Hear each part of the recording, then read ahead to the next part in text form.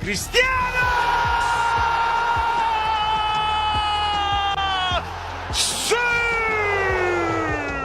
Back. Last time I saw this guy was butchering Martinelli, bro. But yeah, City won, Arsenal won. It was a hard fought draw for the Gunners without ammunition. I repeat that. You feel me? Well, how do you feel about the game, man? Oh, there's a part of hard fought battle. This was not a fight. Arteta had more than 65% of the ball position. Actually, That's not a fight. scary, bro. With triple their numbers, close to triple. It was double for most of the stuff, but with close to triple of the stats that they had. Yeah. Is that really a fight? If this game was played 2 extra times, there's a high chance Arteta will win 2 extra times, like twice, in those attacks. I doubt that, man. I really doubt that. It's possible, but also you gotta understand. Guardiola also made some changes that were stupid, you know.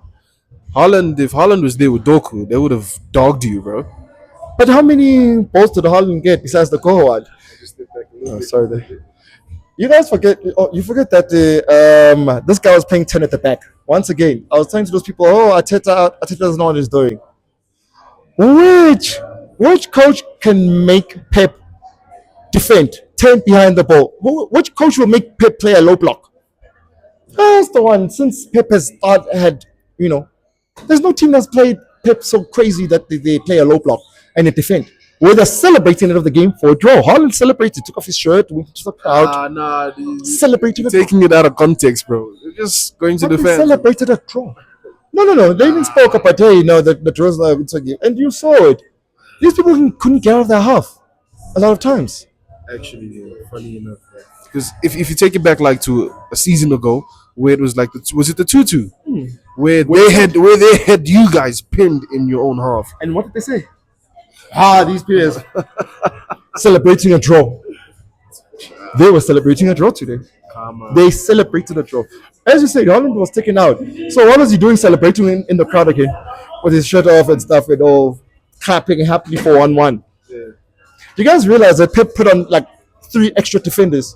Actually, bro, I didn't understand what's going on. That's how crazy this game was. I understand. If Arsenal to play this game 3 extra times, there's a high chance Arteta wins those 2.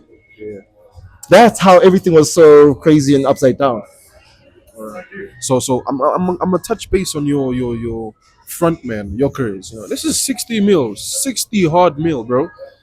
That you guys have been wanting for like years now, and you finally got that main man up top. You got your own type of Haaland up top.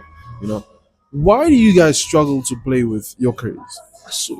Saw during the game many times. Slide it through pass. If you play PlayStation, it's a triangle. Yeah. Triangle your careers in. Why aren't you guys doing that? In PlayStation. And in PlayStation, FIFA, or the Pro Evolution, whichever one rocks your boat. Yeah. Those triangle passes would be done to the wings too, if you're used to playing on the wing players.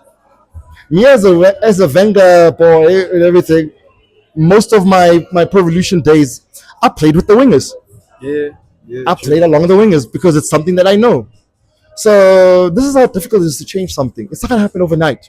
Yeah, you bought a 60, but who's feeding that 60? Y'all forget that we've moved on from us moving on to the wings to now having to slot the balls in. How many balls were slot like that? Because there was only one, which was the Martinelli goal. Yes. That was the only ball that was slid in the middle. Very true. The others, no ball. He had to feed off scraps. Yeah, he did really funny movements, but even if he tried to score and maybe end up scoring, there would have been a crazy thing because of how much he was feeding on scraps. Yeah, he's not helping his case. That's why I think he just also needs to calm down and stop listening to everything. Calm down, you'll get there. Arsenal still need to play. I was telling a fellow that Arsenal is going to take a long time to start playing Jokeris's style of play. And we all don't know what's gonna change and what's gonna be hit. When Haaland arrived, they had to learn how to play with a one striker system. It was so crazy that when Haaland was injured, Man City did not know how to play anymore because they were not used to. While the seasons before, they won a whole league without a striker. Yeah. But all of a sudden, they couldn't even play without a frontman striker. So a lot of stuff are going to change, and it's not going to happen overnight. Eze, how great was Eze? Eze was not really. He was good, but He has not pulled out the weeds in the garden these past few games. Yeah, he did that pass, which is very good, and you can see once again back to culture. He's the only one who has not been, changed by the culture of Arsenal yet. He's still new, Yeah, and that's the reason why he was able to see that through pass. Otherwise, normally there's no through pass that goes through there. to the wings, directly to Our the other wings. players don't do that. We're not used to it. We look for Saka, we look for Mediweke now. We love Saka so much, Saka's side, that we now even look for Mediweke. The Bro. same side. No, if you think about it, like we all go through Mediweke now. Yeah, that's true. That's I true. guess Mediweke has been quite brilliant in itself, which was sad that he was taken out. But hey, so I know you want to ask this question about even Arteta. People, Arteta did not anticipate Pep playing 10 at the back. Yeah. He did not anticipate a Man City playing a low block. For sure, bro. Nobody saw this, bro. So what happened second half? He changed his plans. He put on his secret weapon that he bought strictly for low blocks. Who was Eze? And Saka in, yeah, Saka, you are not yet fully on form, but let's go. Why? Because he knew what he's up against now. The low block. He knew he needed those players who have that touch of magic to go in. Now, those defensive midfielders, this is almost like a repeated lineup from the Liverpool game, you know? Zubimendi, Rice, and Merino. Do you feel like it is halting the potential attack Arsenal is carrying in this team? So we also have to touch on mostly the idea of how Pep was going to play. I don't know if I said this already, but yeah, everybody sees the name Mourinho and think that hey, we're going very defensive. No, versus Liverpool, he had one of the highest attacking numbers in the Arsenal side. This guy plays a different kind of position like while playing for Spain. What makes you think that this guy was a defensive player or was a defensive midfielder? Arteta. He has not been playing defensive. Yeah. That's like he's attacking numbers and everything. And if you think about playing a Man City, you were thinking about, presses. Yeah. So what I've read and understood is that Mourinho is a very good press trigger for the whole team, and that's why it was better for him to play there. And one thing also, if you look at the Eze when he came on, the midfield started getting a bit weaker in there. We started not having the large bulk of position in the middle. If you look at versus the other games where Odegaard was substituted and Marino and Narori came on, our midfield suffered a bit also in itself. That's what I'm saying. That the whole pressing thing is an ideology that people don't want to. They just see the name Marino and go, "Yeah, Arteta's defending." What has made you think that was defending? Did you see the numbers? Nobody was defending there. They were trying their best to figure out how to counter attack Man City's midfield with Rodri. Are you gonna go play Narori versus Rodri?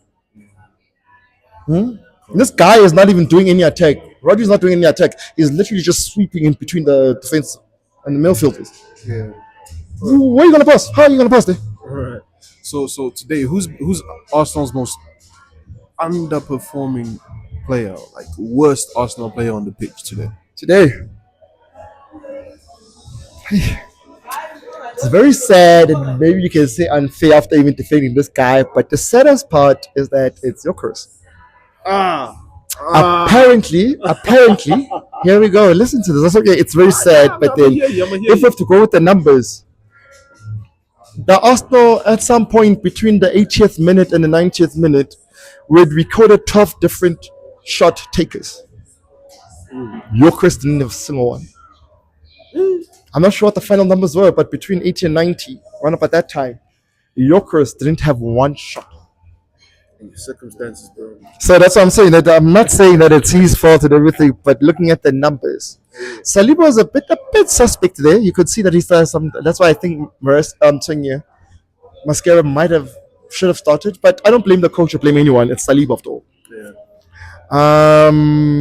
Madueke, Saka. I think once again, I think Man City, Arteta had a different idea of how the game was gonna go. Yeah. That's why even your Madueke were on. Maybe like giving Saka lesser minutes after he's just come back from injury. But hey, you have to give it to him that when he looked at the board and everything, not even late on. Everybody keeps on attacking up at late on substitution. This guy made 2 substitutions during the half time and burn on attacking players.